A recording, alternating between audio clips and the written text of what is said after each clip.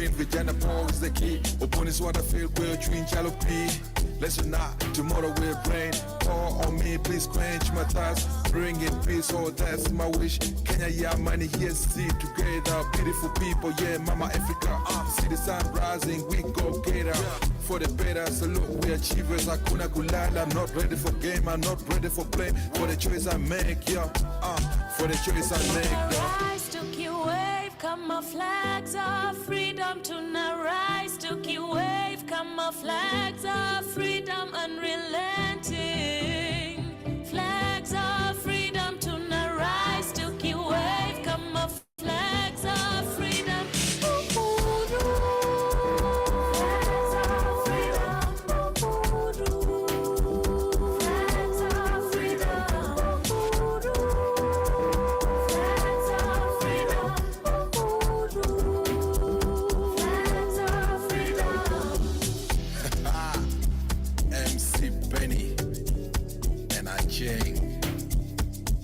Peace to the world.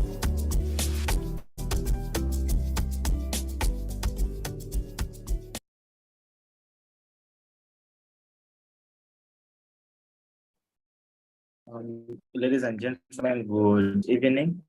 My name is Emmanuel Erasi, and I am the Regional Programs Associate for ULID Africa. I welcome every one of you to this virtual side event for the Global Partnership for Democracy Day.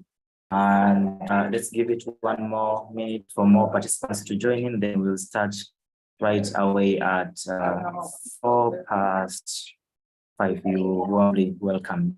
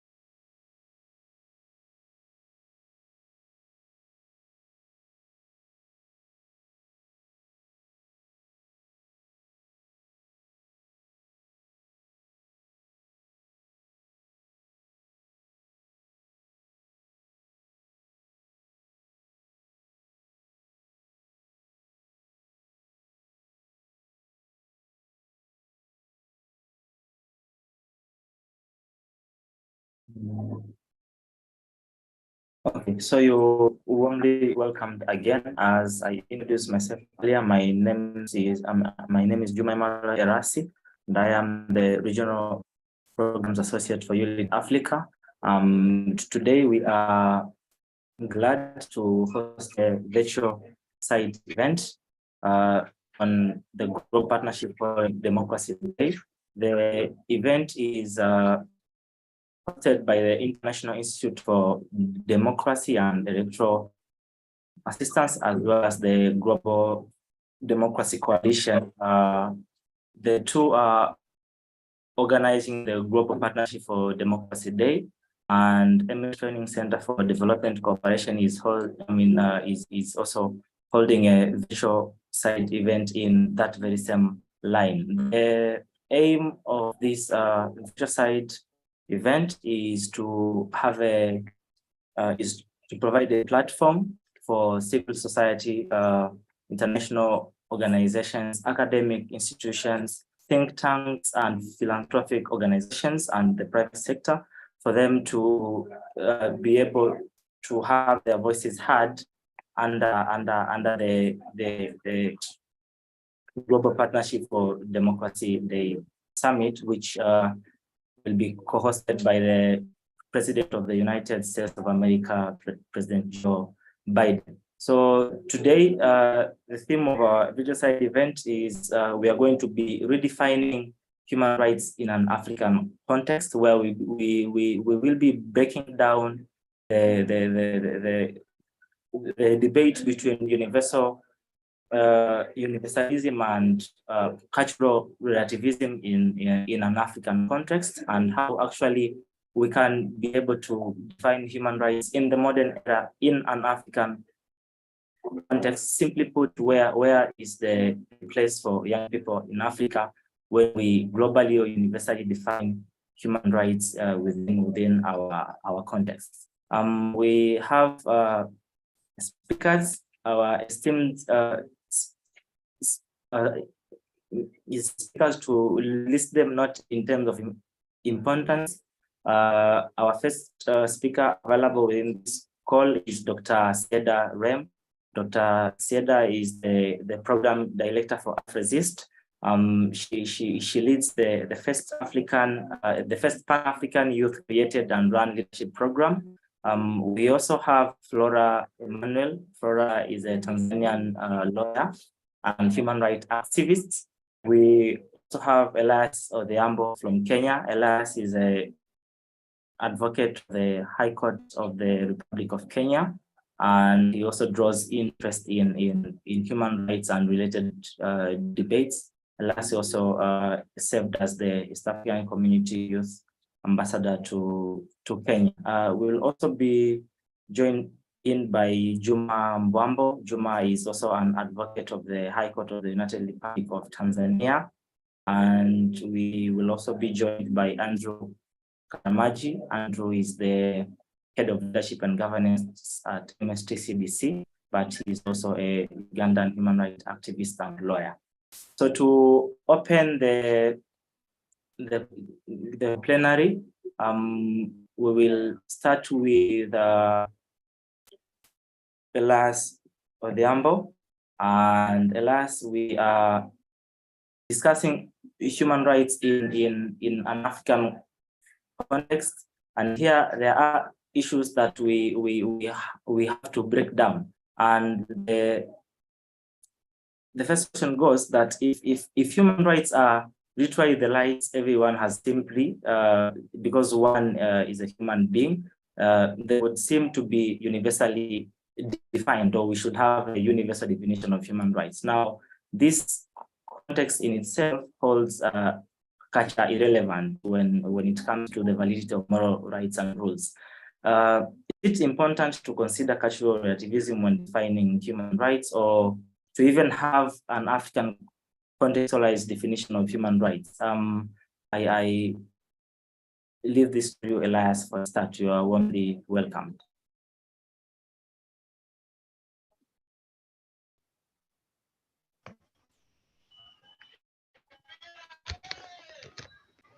Good evening, everyone. Thank you, Juma. Thank you for the warm introduction. And as introduced, my name is Elias Odhiambo. I am an advocate of the High Court of Kenya, practicing as such with the firm of G&A Advocates LLP. Now, to chime into the question that you've asked, understanding or conceptualizing human rights in the African context, especially taking into consideration the new prevalent issues that Africa is experiencing, specifically the issue of social orientation and social identification within the purview of human rights. Now, human rights, as we all know, are universally accepted norms that mostly states have adhered to observe, protect, and even promote. Now, in African context, each state and perhaps every community has with what they consider as social or communal norms. Now, whether those norms relate or are in consonance with the universally accepted rights is always an issue, a thorn issue within Africa. To bring you close, in Uganda, there is a current debate whether gayism or lesbianism is a human right issue, whether it's legal, whether it should be enjoyed by youth specifically. Now, whereas some might argue that one has a right to equality, a right not to be discriminated for who they are, and who they are is at the cornerstone of enjoyment of rights guaranteed in all international standards. And there is also the issue whether that right uh, resonates well with the communal standards. That is whether our societal beliefs relates well with those generally accepted standards. The question that begs is whether those rights can be limited.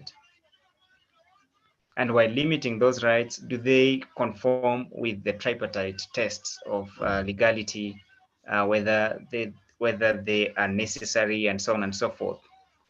Now, to give my comments, the human rights encourages the preservation and encourage the preservation and validation of self. It does not negate nor does it confront the, the promotion of self endurance or self existence.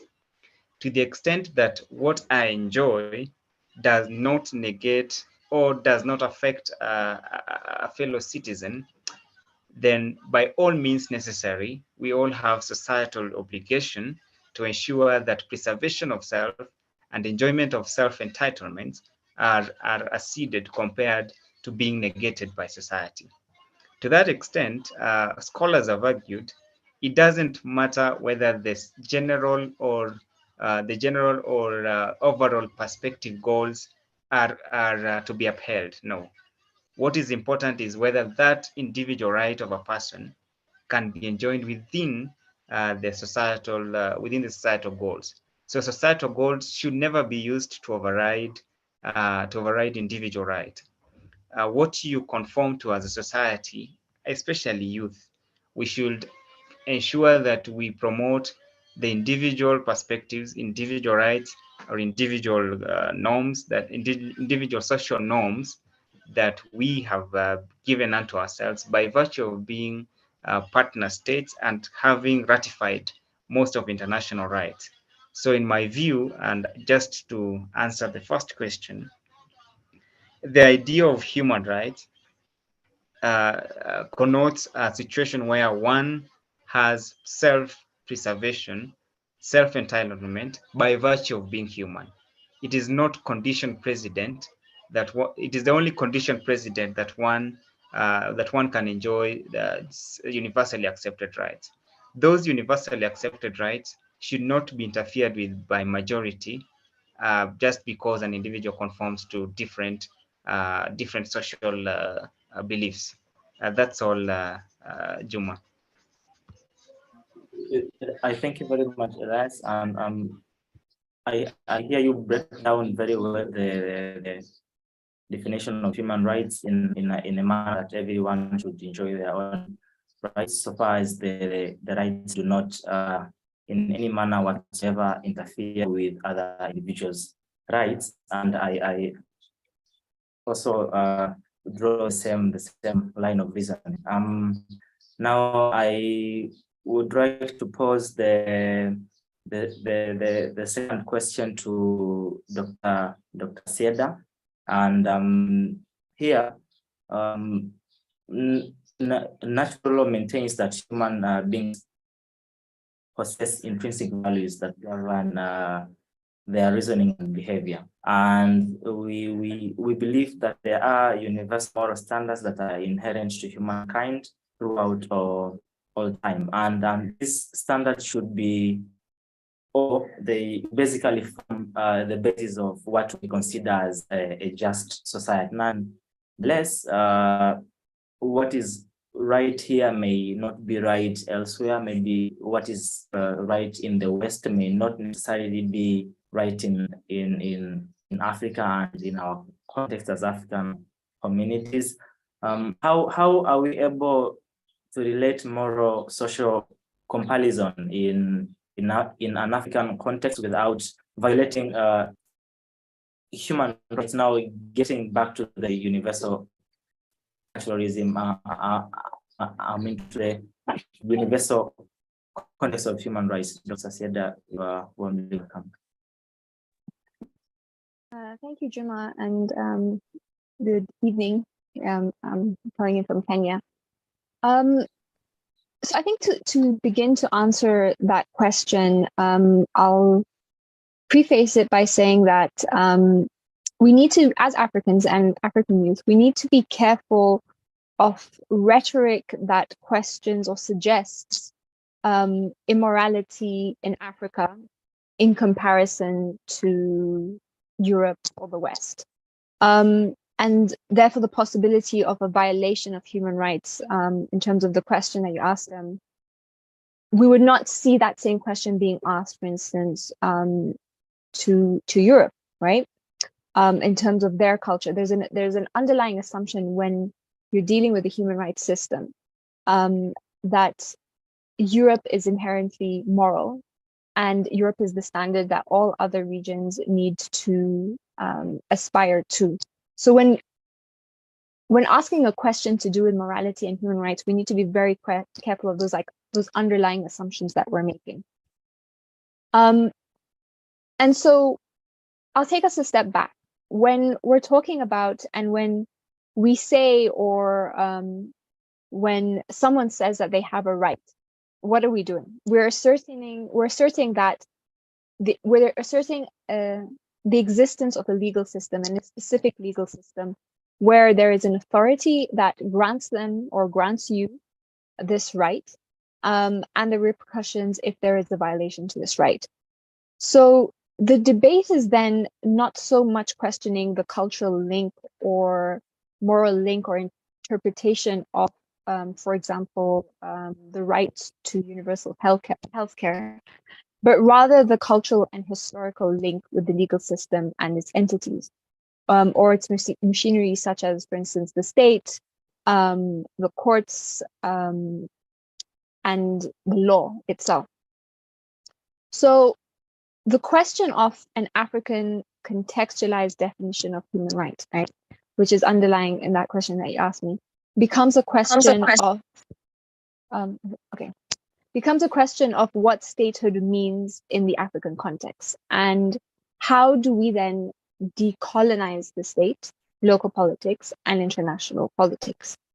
And so when I say decolonize, I don't mean we need to go back in history and start from before, or reimagine what Africa would look like before colonization, but rather what we're doing is when we're decolonizing, when we're decolonizing human rights narratives, human rights systems, is we're reclaiming the agency, the dignity, and the historical narrative around human rights. And what this means then is then that question therefore changes to, underlying it is the assumption that, and the assertion that, human rights is inherent to Africa. So the declaration that you have the right to universal healthcare is something that is primarily and intrinsically connected to what it means to be African and the identity of an African. And therefore, questions of morality and whether, if we as Africans follow our cultural practices, we will then violate human rights, then becomes a non-issue. And I'll leave it there to, for the discussion here, other panelists would like to contribute as well.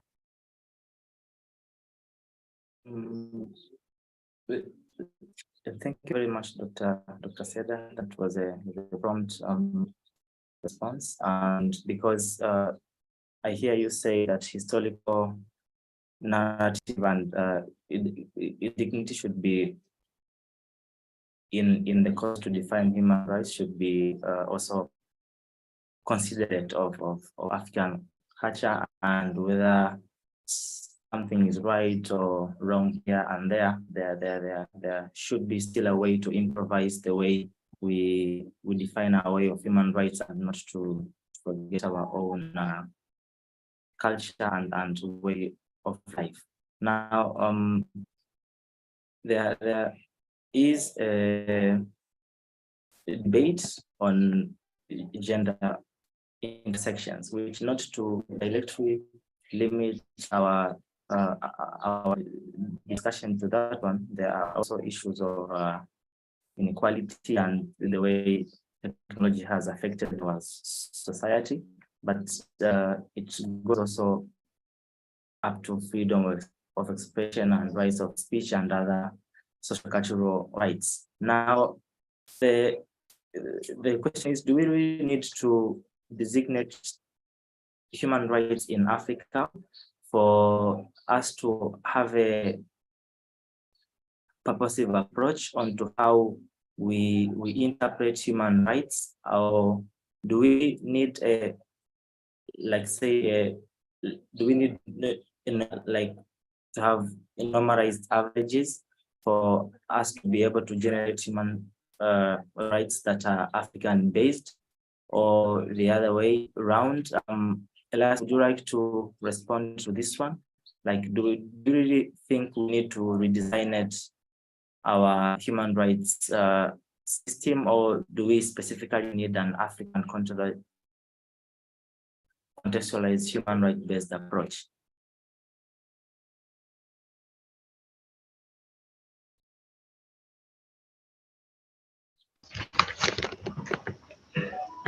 Yes, thank you, Juma. In my humble view, we do not really need to redesign our human rights for two reasons. One is that human rights, as we all know, are universally accepted norms which has been ratified or have been embedded in different treaties which mostly have been ratified by African states. For example, we have the International Covenant on Civil and Political Rights, which has political rights embedded therein.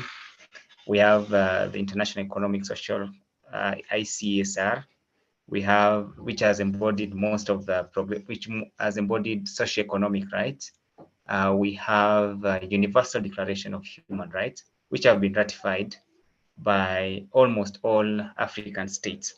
So the rights that have been recognized therein are comprehensive enough to allow individual humans to enjoy the rights embedded therein. The question that would arise is how we can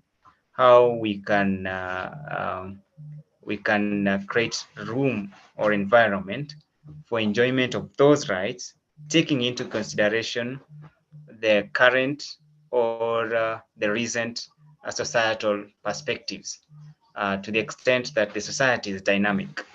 And with time, there are new issues that may not have been considered by the drafters of these treaties. So the question is whether we can create room for enjoyment of those rights, taking into consideration the new emerging issues within the African state. So to that extent, we do not need to create new rights. We need to enjoy the ones in a different way, taking into consideration the new perspectives of society. Yes, thank you. I like the reasoning that we have to use the ones that we have and enjoy them in a way that is equally proper. Dr. Seda, if I could get back to you again, and this has a bit of a link to the work Afroresist is also doing. Like, Africans feel at times marginalized and sidelined when it comes to world human rights agenda, because the discussions or well, the programmatic aspect of it is dominated by economic and political powers. Do we think we have a place under international auspices to influence and exemplify human rights for the future of our continent as Africans? Thank you, Elias.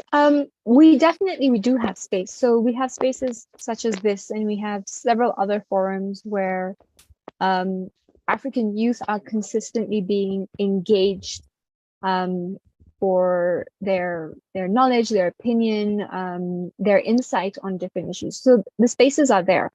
What I would say is needed is that these spaces need to be seen as strategic spaces for African youth to not show up to rehearse the narrative that certain organizations or institutions might want to hear, right? Because this popularity that you call an African youth to a forum, and especially when it comes to speaking about human rights, is that this African youth is going to tell you about how corrupt their government is, how they're being oppressed, and etc. Right? What needs to happen is, and there's this assumption, and this is what Apizis works on a lot, especially through its leadership program, is there's an assumption that African youths know their history, but merely knowing that we were colonized is not enough.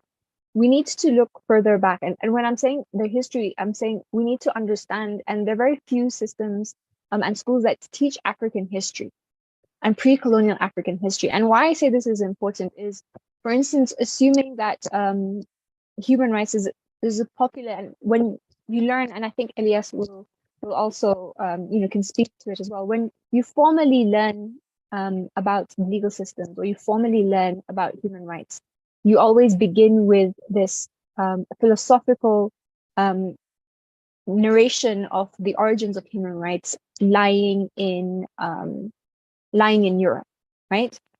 This also goes for conversations about democracy as well, right? We begin with this assumption that democracy comes from Plato, and then what does this mean when you're an African youth receiving this information? Is that is where it originated from. That is therefore then standard. So what we need to do as African youth, and through programs such as Apizis and forums such as this, is first question and ask ourselves, do we really know our history? So for instance, narratives that say that Africa, that there was no international relations with Africa prior to colonization. When we learn our history, we realize that Africa was an inherently connected international system, right? It also allows us to ask questions, critical questions like, what is it that we mean when we say Africa? What is African identity? And so when we bring it to, and we bring educational systems that center African agency, that center African identity, and the quest to seeking and asking, what does it mean to be African? What is Africa? We're then looking at creating a collective awareness of the systemic nature of human rights and its neoliberal narratives that we would then realize are a continuation of colonial systems. And then we therefore, when we think about spaces that invite African youth to perform their Africanness, we then see the elements of these systems and the narratives within these systems that are perpetuating neocolonial narratives. So what is needed? Simply what is needed is more programs, is more spaces, more forums for us to get together, to ask questions like the first question that you asked about our culture and how does it marry with human rights systems, asking questions about hybridity, that us as Africans, and when we talk about African identity, it's not a singular identity. There's so many layers to what it means to be African. When we're talking about African culture, us being able to ask ourselves, do we actually know what we mean when we're saying African culture? Because as we know, cultures are are constantly evolving, are constantly changing. So when we say that African culture, or we are brought to forums which assume that African culture does not necessarily connect with human rights or the human rights system, then we need to ask ourselves, what are we referring to when we're saying African culture? Which era are we speaking about when we're talking about African culture? African culture has changed. When we talk about gender equality, we know when we look at our history that we had female leaders. We had women leaders throughout our history. And we have, I think even in the West now, there I don't know if everyone's seen the Netflix, I haven't watched it yet, but I've heard about it, the Netflix documentary series about African female leaders. So we know this history, and it's really for us to reclaim that history, reclaim that narrative, and constantly question the questions that we're asked to speak to as Africans, and the systems that those questions or those forums and those spaces exist in.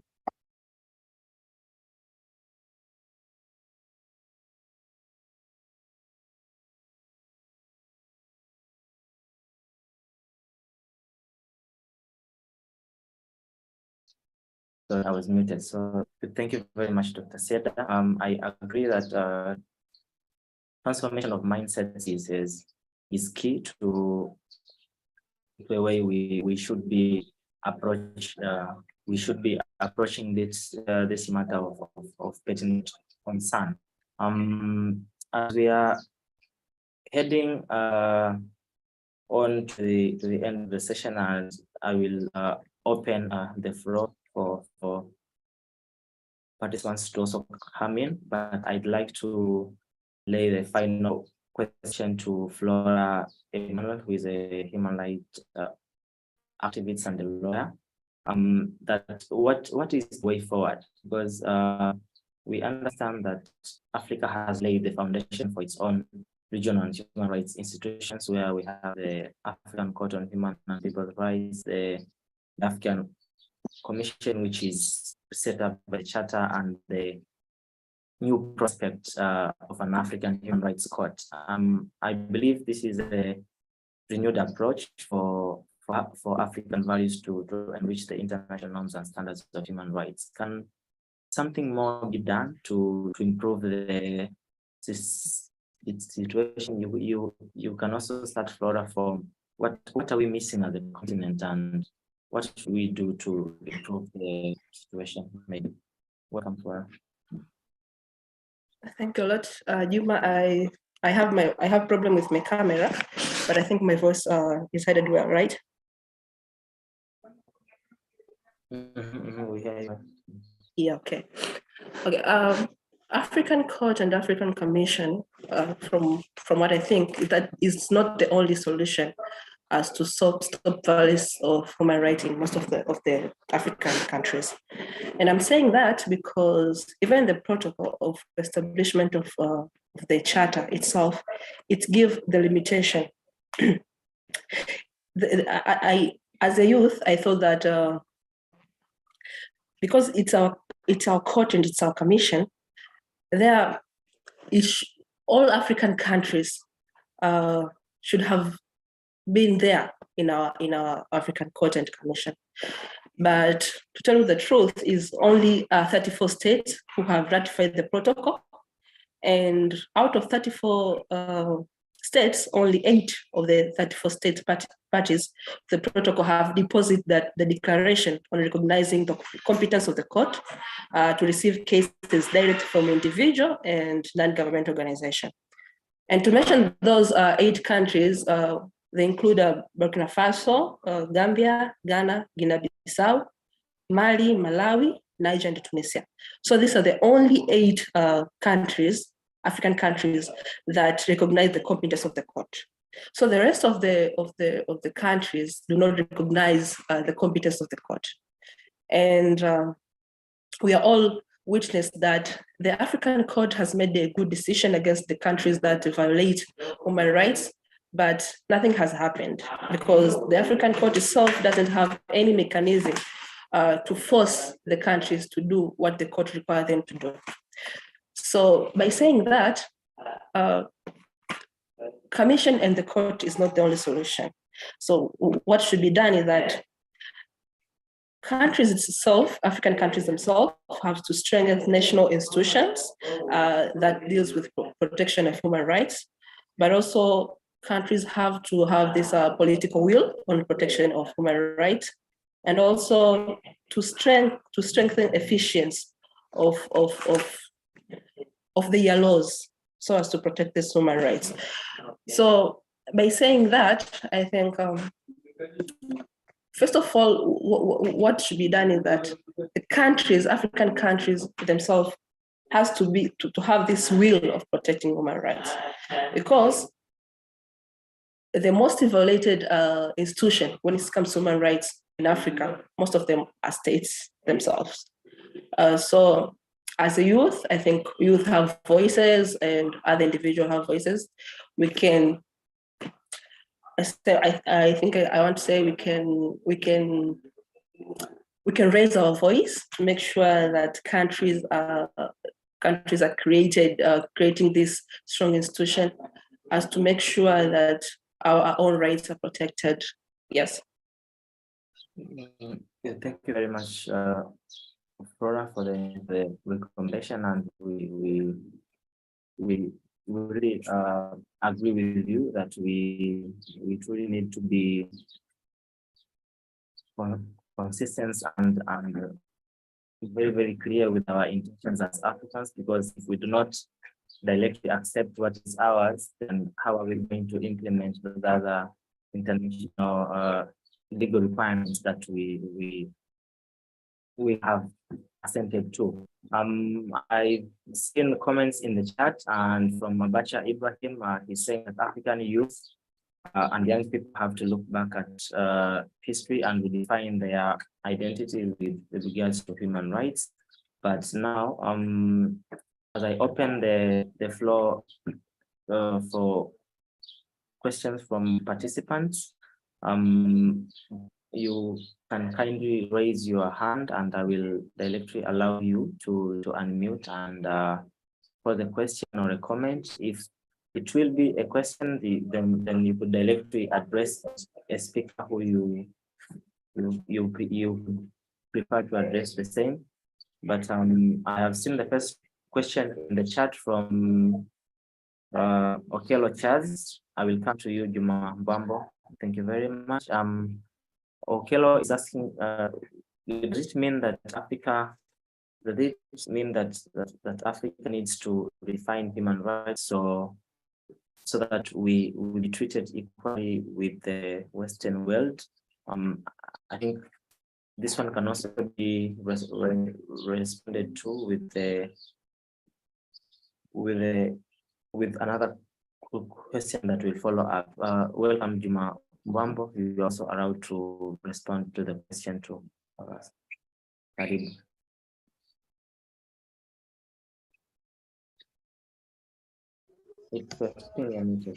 Yes, thank you so much, Mr. Irasi, members of this discussion.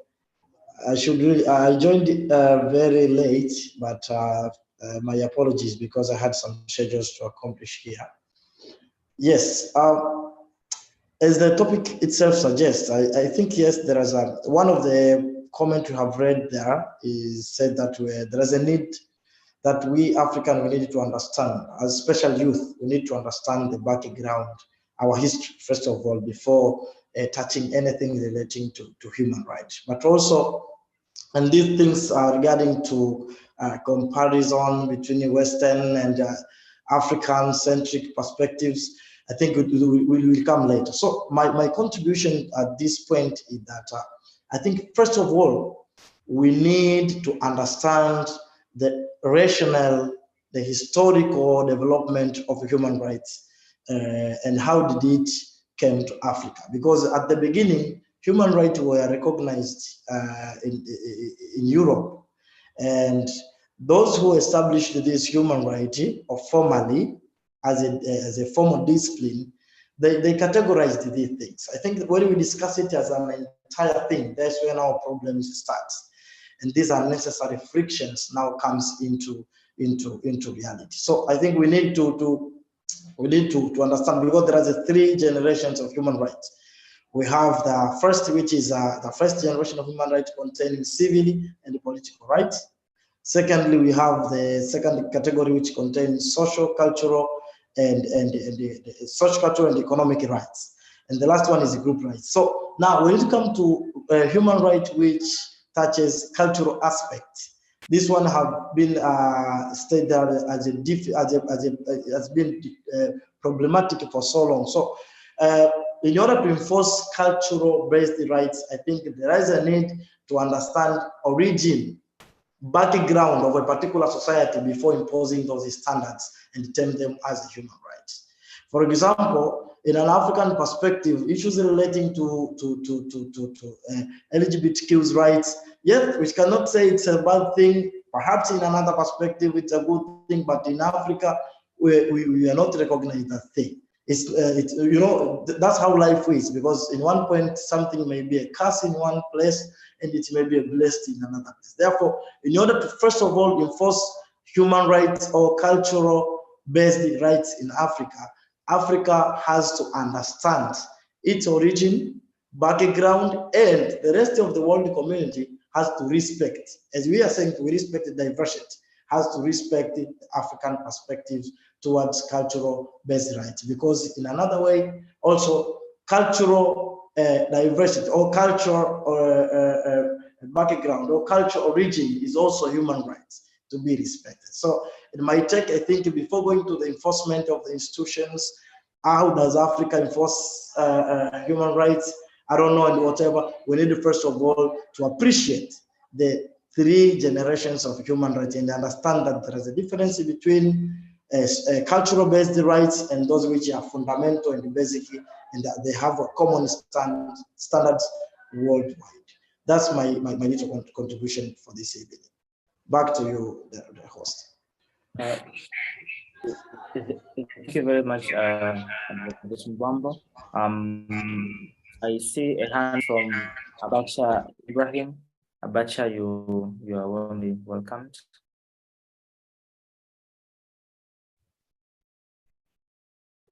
Thank you. My name is Abacha from South Sudan, a human rights defender.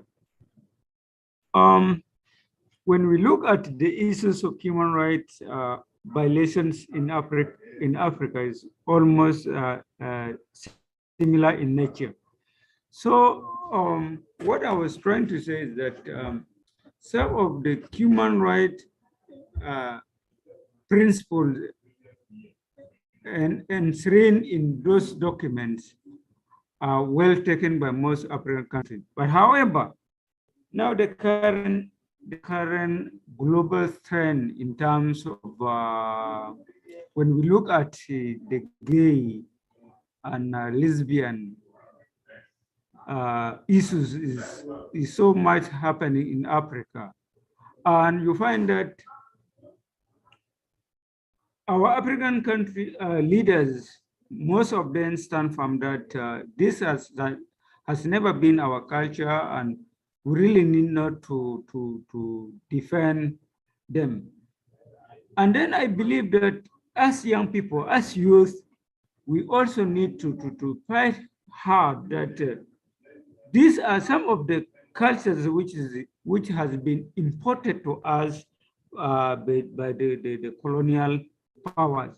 So we need to take a serious step toward, as much as the rights, but we really need to define where we come from.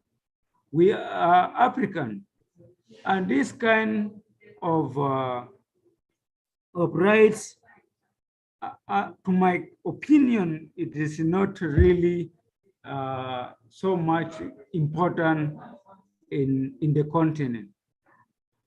For instance, now that Uganda has just passed this anti-gay, the LGBT,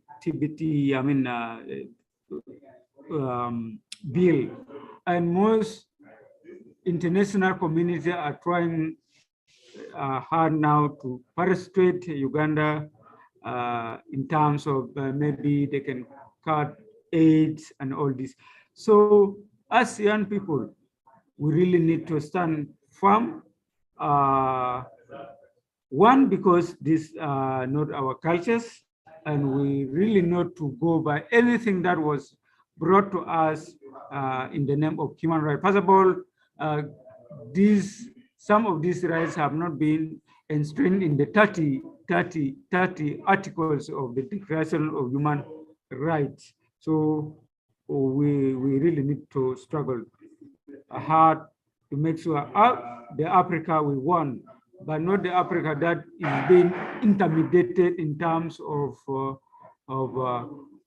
cutting of aid or cutting of a grant or maybe scholarships, because some of our African leaders fail to recognize the rights of the minority LGBT group. I mean, so we really have to struggle. And by doing so,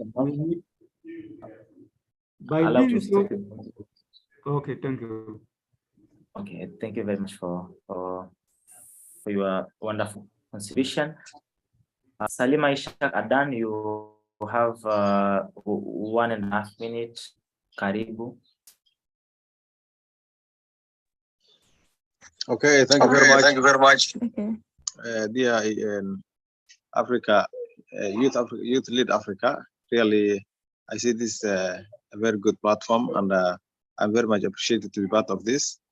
And also the topic that's now talking about. My name is Ibrahim Adamali from Somalia, Director General, Minister of Commerce and Industries.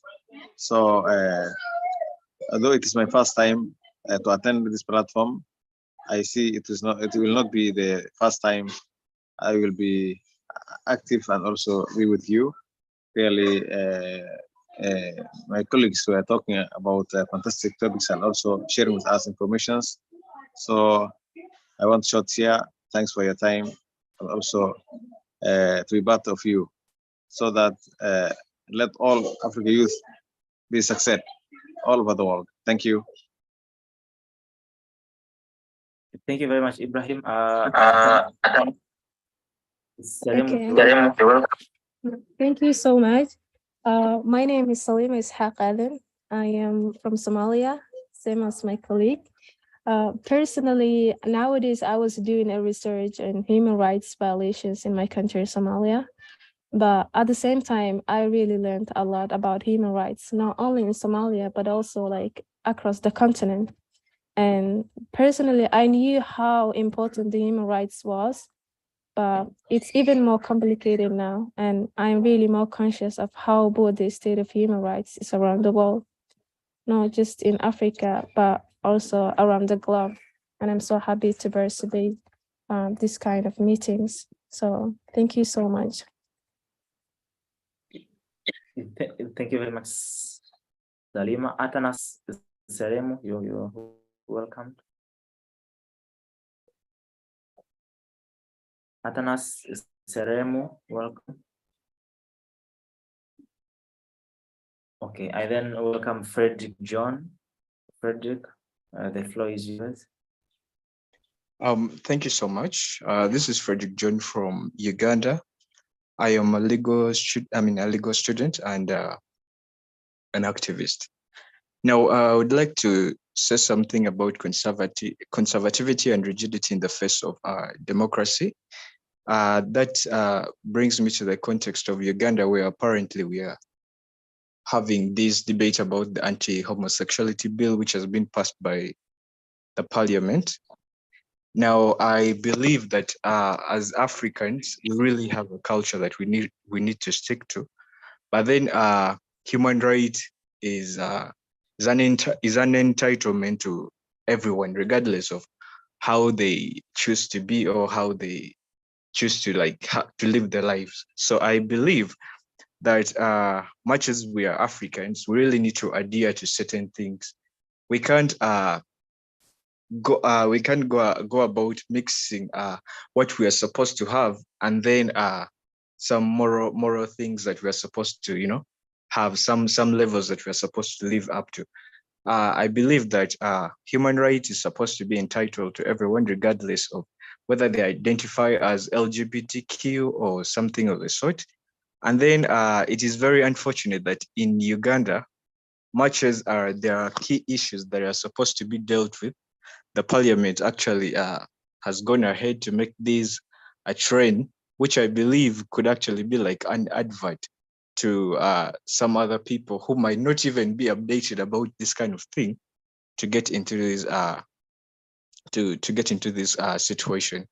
Now, I still want to take that stand to recognize that human rights should be an entitlement to everyone, regardless of how they choose to be. Thank you very much, Mr. Frederick. Akule George Caps, welcome.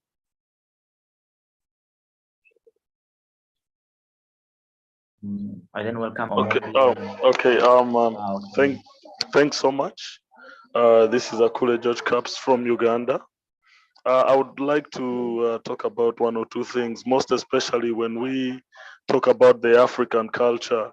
It is a very broad culture, and in so many countries, by the way, we have about 54 countries, over 100 and plus languages and cultures and norms. And when we talk of the African culture, I think we should be able to define it in a manner that is acceptable in the whole continent. And for example, we have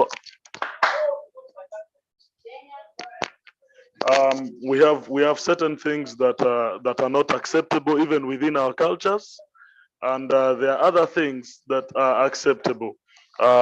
So we have to define what this culture, what this African culture that we are talking of is, and we should be able to accept as Africans what is fundamental in these cultures that we need to embrace as Africans, and is acceptable by us all.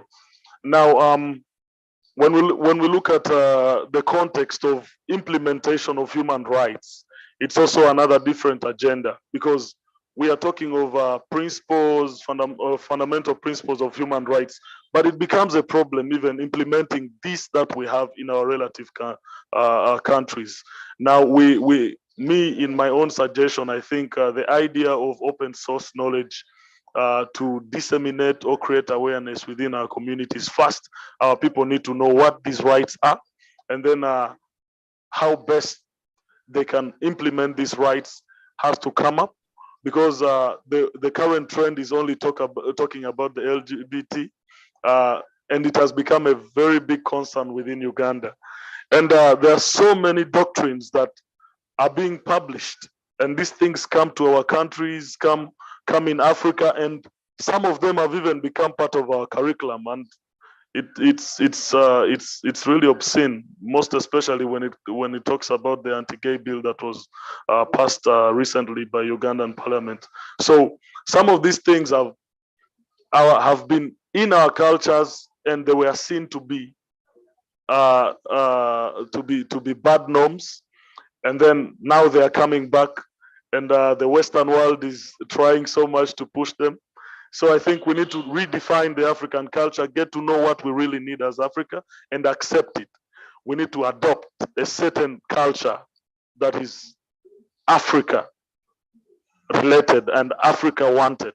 So I think that is what I can best talk about. Otherwise, I think the African culture, it doesn't make any sense. Africa does not have a culture of its own. We have so many cultures, and if we do not come out clearly on what Africa wants that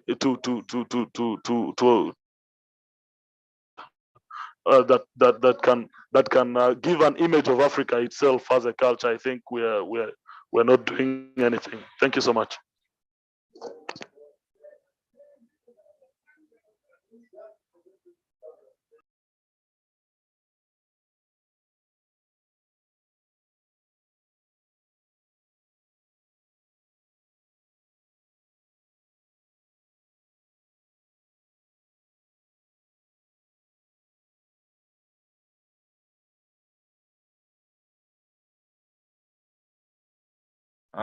Yes, so we more for hands, and then we have a final word or conclusion from our esteemed speakers. At this juncture, I welcome Okello Charles. Karibu.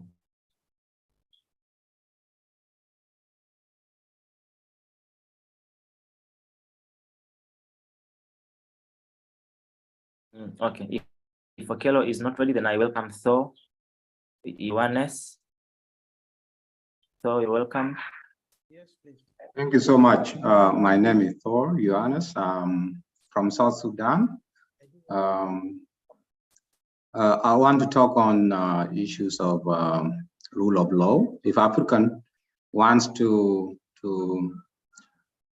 eliminate the imposed cultures or values on them, I think Africa needs to also identify that they need to respect rule of laws that they set by themselves. And they should not be selective enough to implement this rule of laws. I talk about this on issues of leadership, on issues of gender-based violence, and other kind of policies that they have in Africa. If you see issues of gender-based violence in most countries in Africa is high, and people do not take heed of it. And you find leaders, they don't respect their terms, and they stick on leadership, and they don't respect rule of laws that they set in their countries. Coming to African, I think African, like one of the speakers have already said, African have not sat down on what values do they have, what African do we want? Do we have the same culture values? I think Africa need to sit down and see the common values among themselves, and they will be able to push for these values to be included in human rights. I think coming to issues of LGBT is rampant now in Africa. It's very rampant, and people are, like Uganda have already has a bill that rejected it. I think it is right, because somebody else should not impose values and say, you leave your values and take my values. I think on the ground of human rights, these people also need to respect the African values too. If we don't want it, we don't want it. Why should they impose their values on us? Thank you so much. Well, it's very much for an insightful contribution. Are you there now? Omondi? Michela? Thank you so much. Thank you for the opportunity. I am Omondi from Nairobi, Kenya. I am a law graduate and a postgraduate student. So my contribution is very small, and it's on the third generation rights that are inclusive of the LGBTQ rights. And I find culture as an outdated parameter of either denying or granting people their rights. Because in Africa, we had some very retrogressive cultures. If we used culture as a parameter, probably we would not have been where we are with the gender equality progress. There is this common principle that where your rights start is where mine end. So yes, you are against those rights. So will you kill them? Is killing part of your constitution? Was there an African culture that supported the killing of people? I find none to date. My other contribution would be, you cannot legislate morality. What the Ugandans did, it is a very hypocritical example of trying to control the lives of people. If they decide that's their way of life and that's not affecting how you're living your own, grant them. Thank you. Thank you much. Thank you, Omondi, for the opinion. Atanas Seremo, you still up? Is it a previous one or you raised again? Yes, I am sorry. The network was not quite okay, but I will also give my opinion about this issue. I consider that human rights are another kind of neo-colonialism, because there are certain laws that are there that are imposed on us, but they do not consider, they do not value our cultures, African cultures. Somebody said that African culture does not exist, but I hope that African cultures exist as well. If African culture, one culture does not exist, I hope that African cultures exist. Now, they should be also respected. If in a given country, it is forbidden that the LGBT rights are not to be respected there, are not to be followed, I think that those countries must be treated equally. That's why I agree with a given person who said that these rights should be defined according to African situations. So they should be adapted to how Africans view their rights. If this right is forbidden in this country, there's no need of imposing it on that country. That will be another kind of violation. Yes, I think that defining all these rights should be geared by a given kind of observation of all the rights that are acceptable in a given country, not that just a matter of imposing something that is restricted in a country, because all countries have their dignity, they have their histories. So all these things must be respected. So all the people who just defend these rights have to take care of. Although they are universally declared, there are some countries that are not, they are not just taken into account. They are not invited when it's time to decide on those rights. They are just there, and then they see that it's a kind of imposition. You have to do this in your country. If you don't do that, there are some consequences that will come later. But why can't they invite those people to sit on a given table and decide on those rights? Because there are African countries that severely attack those homosexual rights. Yes, they attack them. What should be taken in those countries? Should they be banned from as being part of United Nations? I don't think so. But defining those rights, as I said previously, should be determined by the history, the rights that are respected, the history of the country. You cannot just impose on a country certain rights that are unacceptable, because each country has its dignity. Thanks a lot. So thank you very much. I don't see another new hand. Now, by way of conclusion, allow me to again kindly invite Dr. Seda Hussein if there are any conclusive remarks. Dr. Welcome. Thank you, Juma, and thank you everyone for showing up for such an important conversation. And I hope there is more space for other conversations like this. I think my last comment is just to say that it's very important for us to be sure when we say that African culture, especially when it comes to discussions on gender and gender equality and gender rights, that African culture and African history was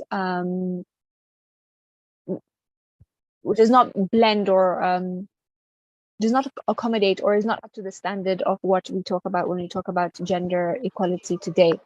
I think I saw in the chat as well that when we're also talking about Africa, I think there's some interference. But when we're also talking about Africa, that, you know, it's many countries, it's many cultures, it's many histories. So when we're, as African youth, we need to be very sure and very specific when we make assertions on the status quo or even our historical context in Africa. So I'd just like to correct that speaker. Historically, Africa, and if you look even across the different societies and empires that existed, they were women in leadership, women had rights.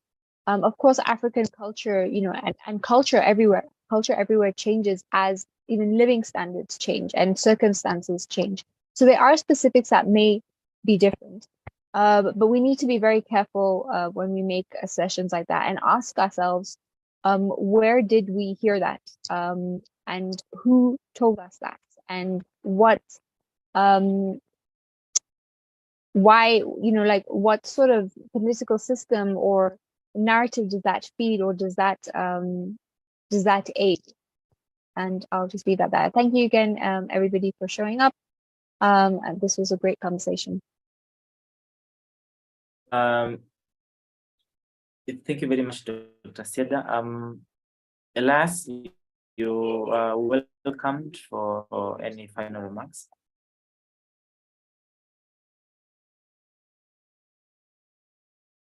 Thank you, Juma. As a final remark, I think this conversation should not be an end in itself. There should be the beginning of many events, because the assumptions that the youth know their rights and how to enjoy them best is quite unfortunate, especially when there are a lot of cultural diversity in Africa, with which some use as a cloak to restrict or limit other people to enjoy their rights, and also some use them to jettison the enjoyment of certain rights. Now, these conversations can only be fruitful if going forward we categorize them based on several rights, the political rights, the economic rights, and even the social rights. Going forward, we need to educate our youth for them to enjoy their rights, and at the same time understand that some people might have different beliefs, to create an environment of tolerance where each individual is appreciated, as each and every one of African youth enjoys their right.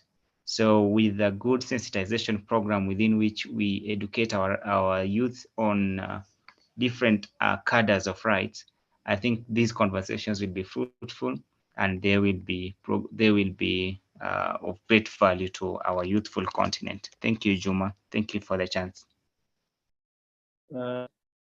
Thank you very much, Elias. Flora, Emmanuel, do we have any final remarks from you before we? Yes, Juma, thank you. First of all, my last recommendation, I just want for you to know that African culture should not blind us, because in one way, African culture is good, in another way, African culture is bad. For instance, the issue of FGM. Most of African culture are practicing this female genital mutilation, which actually threatening the right to life. So culture is never static. As youth have opportunity to change their culture to meet the standard of human rights. So we cannot sing about culture each and every day. We have to assess our culture if they are good to meet our rights, but also we have to do what is right and not just to be blinded by African culture. Thank you. thank you very much, Flora, Dr. Seda, Elias, and all the participants. We have now come to the end of our very wonderful virtual session. It is my hope that we've all gained is something we've learned, and personally I have now different understanding from the views that were provided in by our esteemed speakers and participants. It has added up to my knowledge on human rights and how the same is going to apply in our African context, and how we can improve the situation. As now that we have come to an end, I would like to thank you all, and stay alert, and when we have another session like this one, we will be very glad to have all of you joined. That being said, I thank you very much for your time. Karibuni sana. Thank you very much. Bye-bye.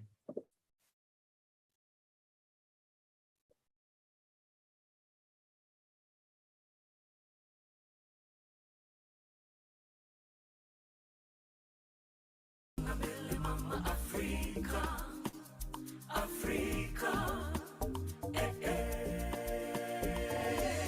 tusonga mbele mama Afrika, Afrika, kwa pamoja Afrika, mwishani wote, from country to country, yeah, we gotta work together. We are leaders now, aiming higher for the better. Together, to make our nations greater, we're sharing to power. So you lead, I lead, we lead together. So you lead, I lead, we lead together. We will lead, we will lead. Let your dream be a reality. We will lead, we will lead. Let your dream be a reality. Yeah, listen, together we shape young men and women. With the pillars, with the future, here we are. Let's join together with ability to change communities, with love, with peace, to respond to our need, to call for unity. Africa, hear me cry. Never leave me alone. Has a say light in a brighter future. Let's join hands for youth and women. Let's join hands for youth and women. I lead, we lead together. So you lead, I lead, we lead together. We will lead, we will lead. Let your dream be a reality.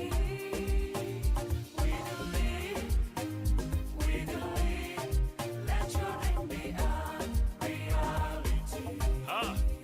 Yeah, vijana wa Afrika wote waungana, vijana vijana kutoka mashariki, magharibi, kaskazini na kusini, hata na kati, twaja pamoja ili tufanye nini?